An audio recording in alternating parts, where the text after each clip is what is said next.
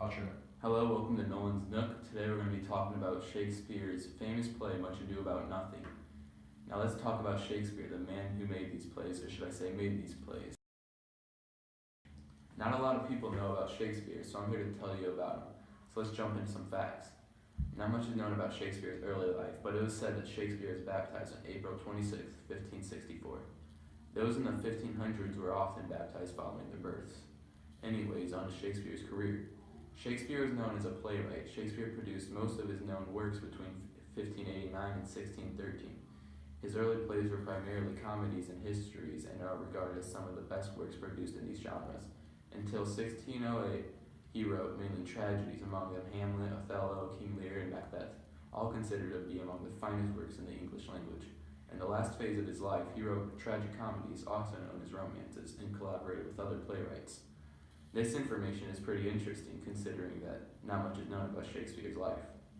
Here in my nook, we collect accurate data that is borrowed from reliable resources. Why would I lie to my viewers?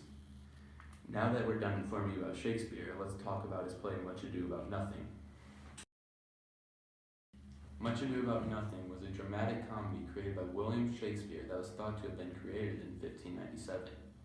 Much Ado About Nothing was a comedy that was based around rumors, drama, and various other disputes. Within this comedy's chaotic plot, various lovers seek a common goal of finding a functioning relationship through the various issues that are brought forth in the play. Today we're going to be talking about the end portion of Act 2, Scene 3 of the film. Before we hop into the scene, let's talk about the characters that are present in this play. Within this scene, we have both Benedict and Beatrice. Benedict and Beatrice seemingly dislike each other at the beginning of the play, but as events progress, both characters begin to have a better liking for each other. Firstly, we have Benedict. Benedict accompanies his fellow soldiers within the film. Benedict is a courageous, often outgoing, and entertaining character. He can also be seen as a rational person throughout the film. Backing his actions with morals and speaking wisely, Benedict has a notable relationship with his fellow soldiers, including Don Pedro, Claudio, and other men. Aside from his friendships with the men that he spends his military career with, Benedict remains interested in Beatrice, cousins of Hero and the niece of Leonardo. Throughout the film, Benedict and Beatrice constantly mock each other while also attempting to shroud any indicators of their interest towards each other through belligerent insults. Benedict plays a major role in Act 2, Scene 3, as he speaks for most of the act, revealing his affections toward Beatrice.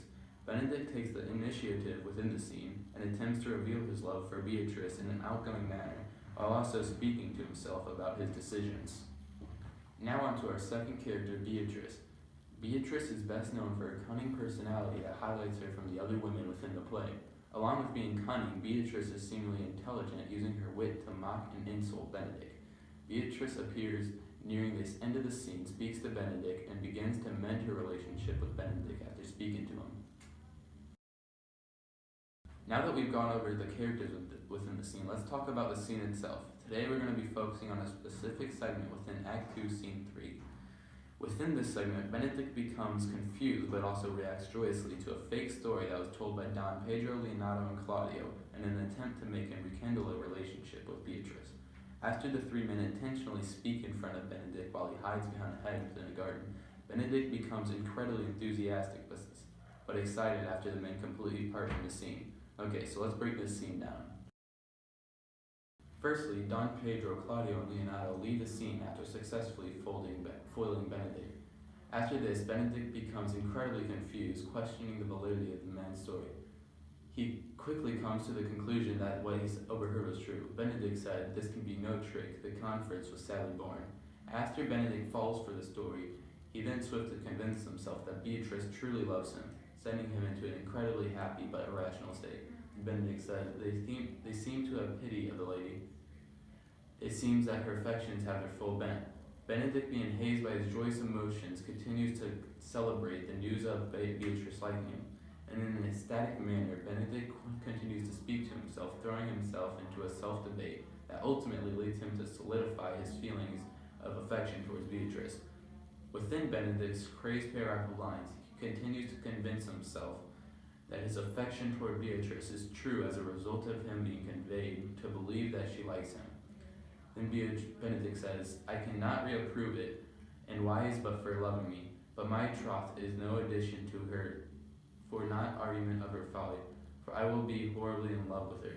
Benedict, being previously seen as a rational person, clutters his thoughts and overanalyzes the possibility of Beatrice liking him, but quickly comes to the decision that he must marry Beatrice and apologize for his crude actions.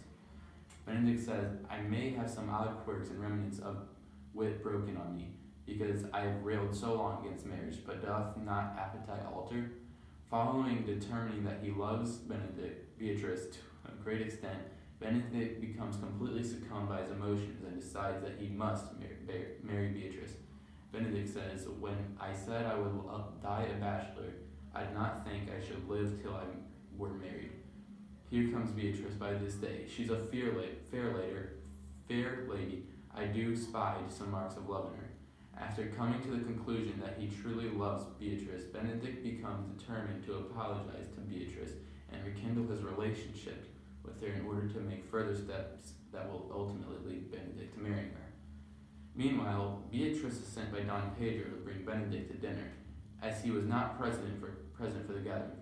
Benedict, already succumbed by love's grasp, encounters Beatrice within the garden and apologizes for his previous actions that included both mocking and insulting Beatrice. Benedict says, Fair Beatrice, I thank you for your pains.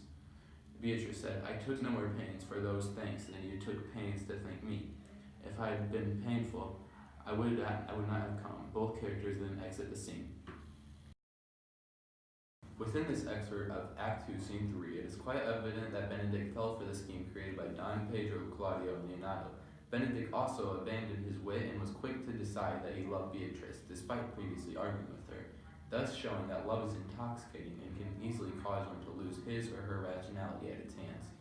Aside from clearly showing how love can manipulate an individual greatly, this scene also brought attention to the rekindling of Benedict and Beatrice's relationship. Now that we've summed up the scene, let's talk about the impact that Shakespeare's plays have on modern language and culture. Now, as we mentioned earlier, Shakespeare's films varied from comedies to tragedies, bringing a large variation of dialogue.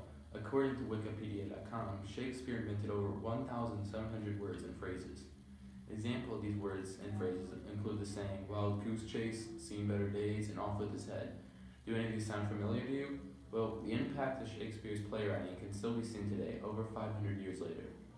Some phrases that were seen within the scene would include, you have no stomach, as said by Beatrice, and words such as paper bullets, as said by Benedict.